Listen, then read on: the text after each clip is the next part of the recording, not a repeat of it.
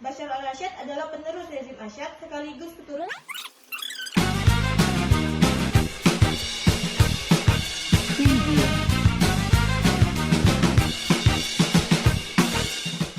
Assalamualaikum warahmatullahi wabarakatuh. Kembali lagi ke podcast kita yang kedua. Tema kali ini adalah konflik di Suriah.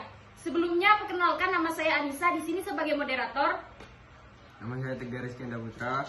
Nama saya Abel Presa. Nama saya Zakira Susabila Kasim. Nama saya Raina Zero. Nama saya Winda Teresa. Nah, sebelum lanjut ke pembahasan, jangan lupa tonton video berikut ini.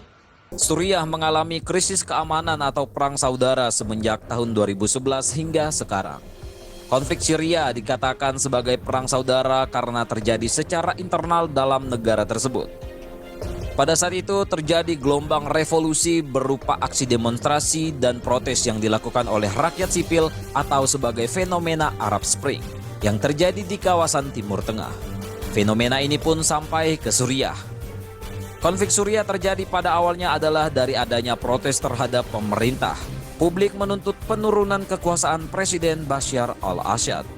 Nah, selanjutnya kita akan membahas tentang mengenai konflik di Suriah, yaitu mencangkup tentang beberapa hal, seperti latar belakang atau penyebab dari konflik Suriah, kronologi, yang terakhir kita akan membahas tentang dampak dari konflik Suriah. Nah, latar belakangnya akan dibahas atau dibacakan oleh Hainunatuz Zehra atau Jia. Latar belakang konflik Suriah bermula dari ketidakpuasan rakyat terhadap kepemimpinan Bashar al-Assad. Bashar al-Assad adalah penerus rezim Asyad sekaligus keturunan Hafez al-Assad. Rezim Asyad terkenal dengan pemerintahan otoriter yang berlangsung di Suriah selama lebih dari 30 tahun. Dan ada beberapa faktor yang mempengaruhi konflik di Suriah, yaitu yang pertama, kesenjangan sosial pada masa pemerintahan Bashar al-Assad. Yang kedua, dominasi partai Bashar yang sudah lama berkuasa di Suriah. Yang ketiga, kurangnya distribusi pangan dan tingkat pengangguran yang tinggi. Dan yang keempat, aksi represi pemerintah Suriah dalam menghalau kritik dari masyarakat.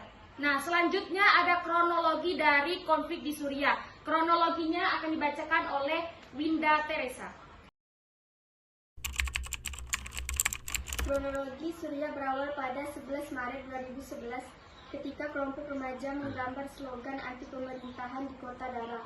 Slogan tersebut berisi ajakan untuk menggulingkan rezim Bashar al-Assad.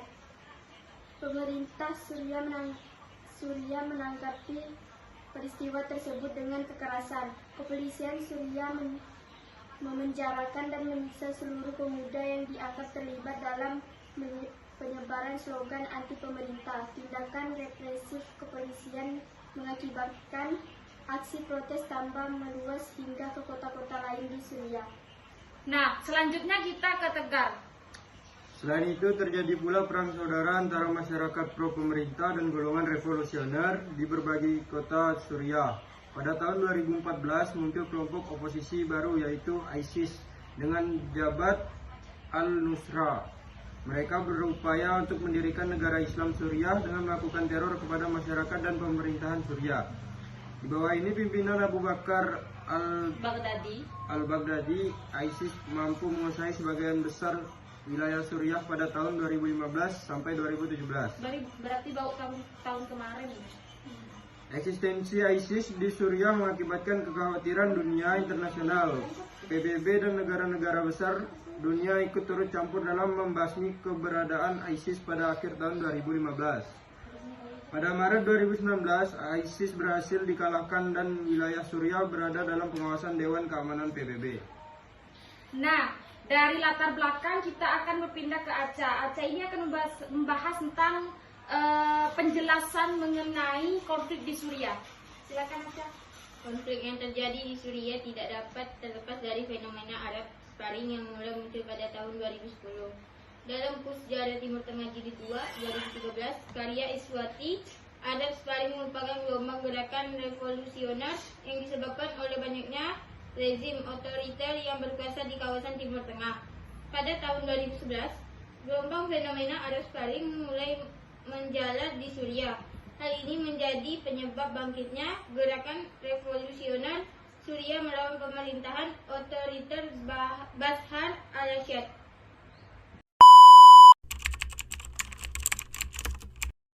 Nah, selanjutnya ini ada dampak dari konflik Suriah yang akan dibacakan oleh Adrian Presa. Konflik Suriah yang berlangsung selama lebih dari 8 tahun menyebabkan dampak yang besar bagi masyarakat Suriah dan dunia internasional. Berikut beberapa dampak konflik Suriah. 1. Munculnya gerakan Islam radikal di beberapa negara dunia terhubung di ISIS. 2. Munculnya krisis sosial dan politik di kawasan Timur Tengah. 3. Adanya perebutan kepentingan antara negara-negara besar di Suriah.